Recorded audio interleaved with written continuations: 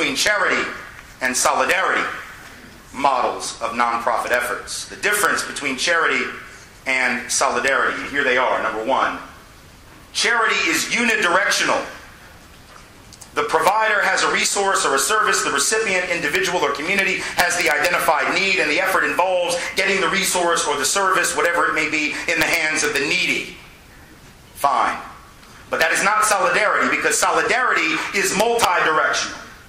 It identifies both provider and recipient as having resources, as having strengths, as having needs, and recognizes that all have wisdom. Racially and economically oppressed communities and individuals, make no mistake about this, have more understanding and wisdom about their collective situation and circumstance and how it came to be than even the most studied person with a PhD who writes books about these topics, because they live it every day. And yet the wisdom that is there, often untapped in oppressed and marginalized communities whose members we don't put on our boards because they don't have the background in leadership development, or whose recommendations as to policy we don't listen to because they don't have any more than an 8th grade education. That is a colonial relationship. It is a unidirectional relationship. At best it is charitable, but it is not solidaristic. So we have to make it a multi-directional thing, whereby the provider gives something of need to the recipient, but gets something back by tapping into the wisdom of the recipient individual or population. The second difference between charity and solidarity is that charity is premised on an assumption of incapacity and deficit, where the incapacity and the deficit is located where? In the body of the oppressed. It is their incapacity. It is their deficit. Now, sometimes this is said with judgment, as in they're to blame for their own condition, which is sort of the reactionary form of that argument. Other times it's said with a degree of compassion, as in, poor folks just can't help it, they've got a problem, we need to fix them. And there's all kinds of love behind that. But it's always about fixing them. As long as it is about fixing them, what we are saying is we're all pretty doing good if we're not in that situation. We're okay. We don't have anything messed up about us. It's just them. But solidarity locates the source of the deficit not amongst the marginalized, but in the dominant culture. And says it is the dominant group that has the flaw. It is the dominant culture that has the deficit. It is the dominant institutions that are to blame for this and are at fault for this. This is the difference between a systemic analysis and a culture of poverty theory, the latter of which is very popular, both among reactionary sociologists and politicians, but also even among some liberal-leaning service providers. As in, poverty creates a culture of underclass pathology, and they're entangled in a web of pathological behaviors. As if that just happened. Solidarity understands that the problem is at the top. The culture of poverty does not start wars on false pretense. The culture of poverty does not pollute the air and water in pursuit of profit. The culture of poverty does not rip off their employee trust funds or the S&L industry. That is a culture of privilege. That is a culture of affluence. That is a culture of entitlement that does that. And the fish rots from the head down, always, both biologically and socially and culturally. Solidarity understands that poverty and the conditions of poverty, which many of our service efforts are aimed at addressing, are created by the dominant culture. It's not an accident. I did public housing organizing, community organizing in public housing in New Orleans for 15 months in the mid-90s. And I would tell people who didn't do that work what I did, and we would talk, and they would talk about how the ghetto was this pathological, dysfunctional space created and regenerated intergenerationally by the people who live there. It's the culture of poverty analysis. And it was common not only among reactionary folk, but those were some liberal folk who told me that. Those were some service providers who told me that. Those were some people who were in there trying to provide a service, trying to fix up homes, trying to feed poor people, trying to give them all kinds of services that they needed, still dissing them in the process. Let's be clear, ghettos were created, and not by accident. Ghettos are not a representation of black and brown or poverty culture. Ghettos are a manifestation of white supremacist culture. What do I mean by that? The ghettos were created when Katrina happened. A lot of y'all, not y'all, but other folks out there. I just use the collective y'all because I'm from the South. A lot of lot of people looked at that and said, my goodness, how can this happen? How can people be jacked around like that? How can they be displaced in the United States of America? Let me be clear, the folks who said that were almost always white. Folk of color weren't shocked that people might get displaced. The history of people of color is a history of displacement. African-descended folk would not be here but for an act of displacement. Indigenous folk would still be here in larger numbers but for an act of displacement. Asian folk whose families were brought here to build the railroad so that we could have intercontinental or transcontinental commerce know a lot about displacement, as do Japanese Americans, in turn 120,000 of them in World War II. Latino folk, particularly Chicano folk, whose half a country was jacked in a war of aggression that we, make no mistake, started on false pretense. See, some things do not change. They know. They understand what displacement is, and they know more recently that the way the ghettos were created was through an act of displacement. We called it urban renewal. And we called it the Interstate Highway Program. And it was going to benefit everybody. And what they do, urban renewal meant black and brown people removal. You know that here in Milwaukee. You know that in every major city, or even many minor cities from which you may hail originally. They went in and they put the interstate through the heart of the black and brown communities, knocking down black-owned businesses and communities that were functional spaces where almost no one lived in subsidized or public housing, where self-help meant something because the resources, in spite of white supremacy, were collectively controlled and owned. But the interstate came through and urban renewal came through, and they knocked the houses down. They knocked down 20%. When I say they, I mean the federal and state and local governments collaboratively, without the input of the oppressed, knocked down 20% of all black and Puerto Rican housing in this country between 1950 and 1970. 1 out of 5 places lived in by African American and Puerto Rican peoples, destroyed to make way for interstates, shopping malls, office parks, and parking lots. And why? So that the white folks who were allowed to live in the suburbs could get to their jobs, which were still in the city, but then hustle it back away from the city at night. In other words, it was reverse Robin Hood. It was subsidized housing for the affluent. It was affirmative action for white people. We don't call it that because we don't believe in honest language, but if we did, that's what we would call it. Displacement has been around a long time. Then what happens is you knock down houses. Folks can't move out to the suburbs where a lot of white folks live. So they have to double up in crowded apartments, or they have to go into public housing for the first time. And then the ghetto gets created as a constricted and a confined space. It says nothing about the people who live there. It says everything about those who don't. Secondly, when schools are failing, it's not the fault of the values of the families. Nothing makes me angrier at this point as I train teachers than to have a teacher or a member of the PTA or a school board member or an administrator or a staff person say, you know, the problem is that black kids and Latino kids, they just don't value, their families don't value education as much. This being said of a people in the case of African-descended folk who cared about it so much, they set up their own colleges, cared about it so much that on pain of death they taught themselves how to read English.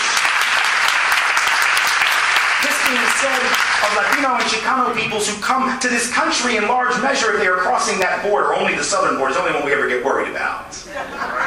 Crossing that border in part to take advantage of educational opportunity, yet we're saying they don't have the right values. It is not their values that are the problem.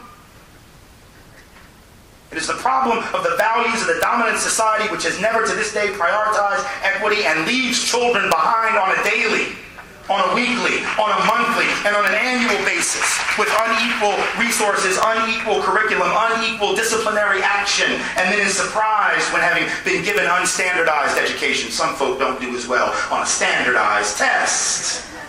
That is structured inequality. That's not the fault of the children or their mama or their auntie or their uncle or their cousin, nephew, niece, or the person that lives next door to them. The system of education was structured to generate inequality. It is not a great equalizer.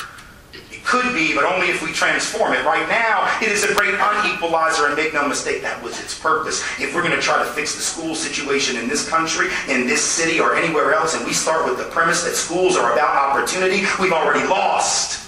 Because that's not why the system was created. If you don't believe me, let's quote 3 individuals over periods of time in our history which make the case for me. Thomas Jefferson, who not only is revered for a lot of things, but in particular as an educator, as a forward-thinking supporter of education, founder of the University of Virginia. He's given all kinds of accolades as an early proponent of universal education. But what did Jefferson really say? Jefferson said, among other things, that we ought to have 3 years of compulsory schooling. I guess 3 years in the 1790s, that was like a big deal, you know. But so we ought to have 3 years of compulsory education, and then it's every person for himself, because that would allow us to, quote, rake a few geniuses from the rubbish. In other words, what he was saying is most people are rubbish. And he wasn't even talking about black people, see, because it was presumed they weren't going to get an education. He wasn't talking about indigenous people. He was presuming that we were going to kill as many of them as we could. He's just talking about white folks. That's how much these rich white folks like working class white folks, enough to say, y'all are a bunch of rubbish. We're not going to give you any education either, because we don't really like you. The idea being education is not to produce equality, it's to produce inequality. We'll find a few geniuses, the rest of y'all will go work for us. See how that works? Fast forward to the early part of the 20th century, early 1900s, Woodrow Wilson. Before he becomes president of the United States, he's president of Princeton. And while president of Princeton, he makes the following. There's another person who's revered among sort of educational historians as a proponent of widespread educational reform, etc. Wilson says, what we need, this is a direct quote, what we need is one class of persons to fit themselves for the receipt of a liberal education, that being the term used for college education and beyond at that time.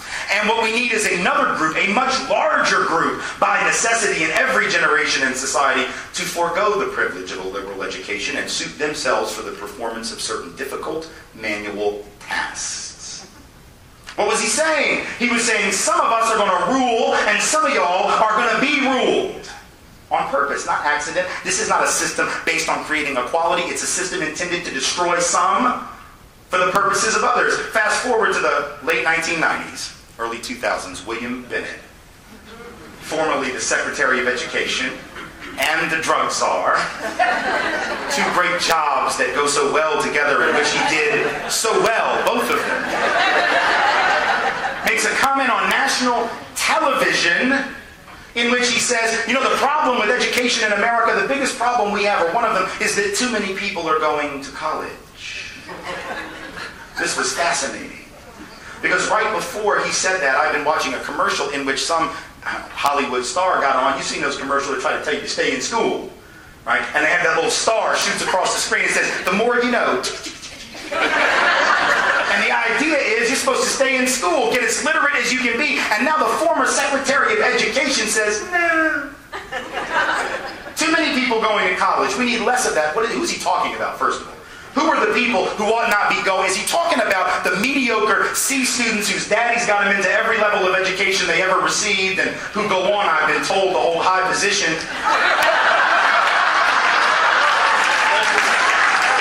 Because I think not.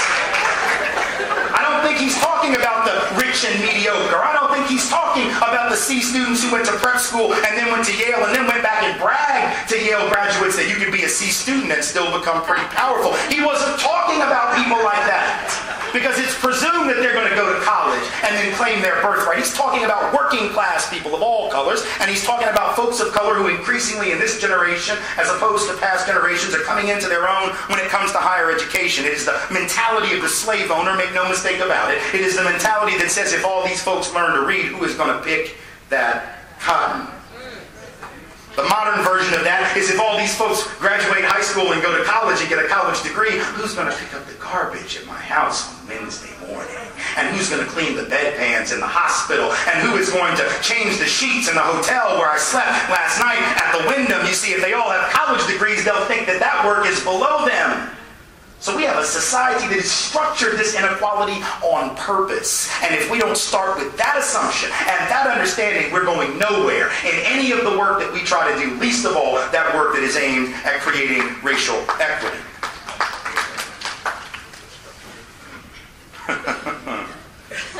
The third thing. Oh no, I got more on the second thing. I'm not done. Because y'all didn't clap enough on that last line, so I'm going back. When we locate the deficit in the community of the marginalized, we miss the flaws at the top. I'll give you a few examples. When I was working in public housing, I remember I used to go tell people, like I said, and they would say, you know what we need to do? My goodness. What we need to do is we need to send successful business people and entrepreneurs and corporate millionaires into the projects and have them give those folks some lessons on managing money. I said, really?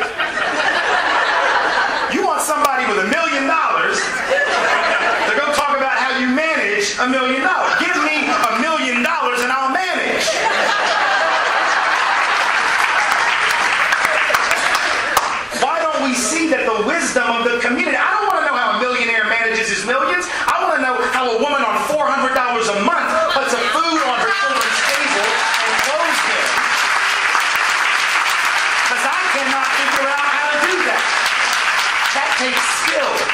perseverance. That takes all kinds of decision making and, that takes talent. Send out poor folks to teach rich folks how much money they waste every day. Send out poor folks to tell middle class folks about how to actually manage. And then they said, we need parenting classes for these people. We need to send good, successful, affluent parents into and give them parenting skills. Are you kidding? First of all, I'll tell you what, I never in my life have ever seen a poor black or brown child cuss their mama. Oh no, there's all kinds of deference and respect in the community toward elders, but I hear white college students from rich families on college campuses yelling in their cell phones every time I'm on a campus, where's my damn credit card? Where's my car? And then calling their moms and dads all kinds of names, everything but a child of God, and then the black folks are looking at them like,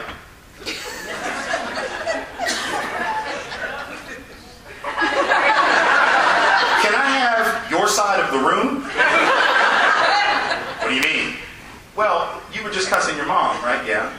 Well, she's going to come up here and kill you now, right? No. But we're going to have those parents go in and teach parenting skills? See, something wrong. Something wrong. There's a great book you ought to read called The Price of Privilege by Madeline Levine, psychotherapist in Northern California, just outside of the Bay Area, but in Marin County, a very white area of the Bay Area, who writes this brilliant book where she says, which families actually have the highest rates and which children have the highest rates of anxiety disorders, depression disorders, substance abuse disorders, both illegal narcotics and alcohol, suicidal ideation and actual suicide attempts, and parental alienation, as in, I hate my mom, F you, mom. It's not poor kids. It's not kids of color. It's affluent white kids. Not only in her practice is that what she sees, but that's what the data says. So I don't need people that have our own dysfunctions going in telling other folks that are facing struggles how to raise children. But that's what people see, because they see them as having the deficit, not realizing we got our own deficits. We're all messed up. And the sources of our damage may be different, but it's all severe. And the idea that we're going to send in the successful to teach the quote-unquote non-successful how to become more successful ignores the pathology that the successful not only imbibe and exhibit, but the dysfunction that sometimes allowed them to get where they were in the first place, like cheating and walking over people and taking advantage of people and manipulating people. High IQ folks with lots of money are good at that. See, if you have a really low IQ and you just don't know what you're doing and you're not educated, you have no formal or even informal education, it's hard to manipulate people. Manipulation requires all kinds of trickiness and skills that highly educated people are better at. Honestly, so we got to understand where the deficit really is and where it's not. Now we're going on to the third thing, because that laugh was a little bit better. The third thing, or maybe that was the second thing. The third point that I would make is that charity flows, the difference again between charity and solidarity. Charity flows from the premise that the giver has the expertise to determine what the recipient needs and that they know the best way to provide it. While solidarity presumes that the recipient community is in the best position to understand its needs and that they have the right to determine how and when and even if a service is to be provided at all and by whom. Under a solidarity model, the agenda is co-created. We don't go into the community and say, we just got a big grant to help you. The agenda is co-created. We sit down and talk about what the needs are, and we build relationship in the community, and only then do we seek the money and the resources to help that community. Not only for ethical, but practical reasons. When I was doing community organizing, I remember, I was a college graduate, I was a radical activist, and I thought I knew everything, man. So I go into the community, I'm thinking, okay, we're going to be working on some big stuff. Like, we're going to be working on police brutality and housing inadequacy and institutional racism. And I go in and I tell the chief organizer person who's been doing the work for like 15 years, yeah, man, that's what are we working on? And I bet it's this, right? And I bet it's this, right? And he was like, settle down, man. I said, so what's on the agenda? What are we working on? He said, we're working on getting a stoplight at that corner. And I was like, huh? I didn't understand that. That didn't sound political. That didn't sound radical. I didn't understand how I was going to go on a hunger strike for that. With white privilege as a radical activist said, if I'm not hunger striking, I'm not living. People of color and poor folks of all color don't find starvation sexy. But some of us that have the privilege to know we're going to eat again, see, we can do that as a rite of passage message. So I'm sitting there saying, a stoplight? What in the world does that have to do with ending white supremacy? He said, man, in the long run, maybe it doesn't, but he said, in the short run, he said it doesn't. But here's the thing. He said, if you go into this community and tell people when they ask you what the agenda is, you say, ending white supremacy and economic exploitation, two things will happen. Everybody will say amen. And then after a couple of months, when, surprise, surprise, neither white supremacy nor economic exploitation go away, they will become frustrated, assume that the effort is not capable of succeeding, and they will then burn out. On the other hand, if you try to get them that stoplight and work with them to get that stoplight, we can get that stoplight. And then after we get that stoplight, what have we just done? We've planted the seed in the minds of the community that they're more powerful than they know. So if there have been 3 kids on bicycles that got hit at that corner, which is what the issue was, because there wasn't a stoplight, so cars, just trucked on through, right? Then all of a sudden the community begins to get a sense of its own power, and that's the job of the organizer, is to generate the recognition in the community that they're powerful beyond their imagination, so then they can go and solve their problems. So on a practical, not just ethical, but practical level, we have to have a solidarity model that presumes that the recipient community knows its needs better than we do and that they have the right to define them. The fourth point is that charity is often about ameliorating the conditions of oppression, which is better, I suppose, than letting them fester unattended. But solidarity aims to end oppression and systems of oppression altogether by transforming the provision of services into advocacy, as Phoebe talked about earlier. Part of this work has got to be advocacy. It's got to be about policy change. If it's not, then it's purely charity, and it is not going to result in any of the things that this conference and this day is about. It's the difference between having young people go down to New Orleans and build houses, as opposed to having them do that and then go back home and advocate for housing as a right, not a commodity that one must be able to afford before one has one. You see, it's one thing to go build houses, but if you're not being encouraged to ask, how is it that we have a housing crisis in the wealthiest nation on the planet? Or to feed people at a soup kitchen and not ask yourself, how is it that we have hunger amidst all of this plenty and all of this wealth? Then all you're doing is providing a charity, providing a service, feeling good about it yourself, but ultimately not transforming the community and the larger society in which we live. The fifth point. Charity models structure their accountability inward, so that the organizations providing certain services are ultimately responsible and accountable only to themselves, their own boards of directors, their funders, their foundations that give them money. That's the person or the group to whom we end up being accountable.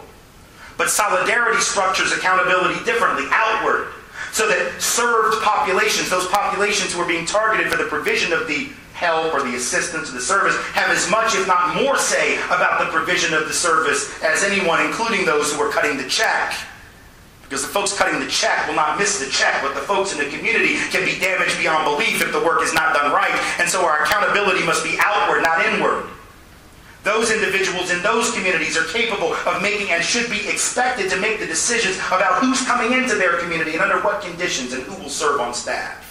Who will be hired, who will be fired, be involved in the review process. When I worked in New Orleans, I worked for a children's advocacy group that also provided child care resource and referral for the city, had a state and federal contract to do that, and also did certain service provision within public housing. And we had members of each of those public housing communities serving on the board with the ability to pull our card as staff.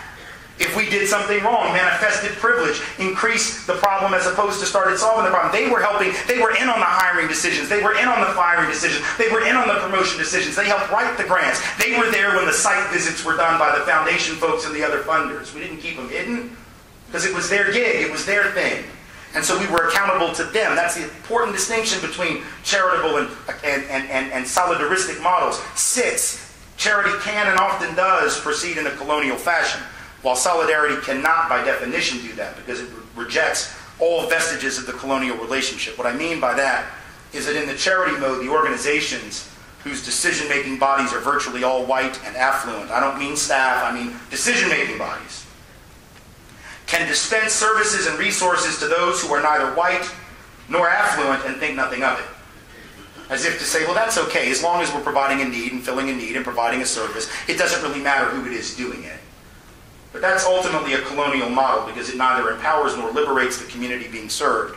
In a solidarity mode, it is understood that unless the decision-making body is reflective of the community being served, and includes representatives of that community directly in every aspect of decision making. The work is paternalistic at best, and at worst it reinforces race and class inequities. As Phoebe said, if you can't manage that, don't do the work until you can. Simply reinforcing what she said. And then finally, the seventh point.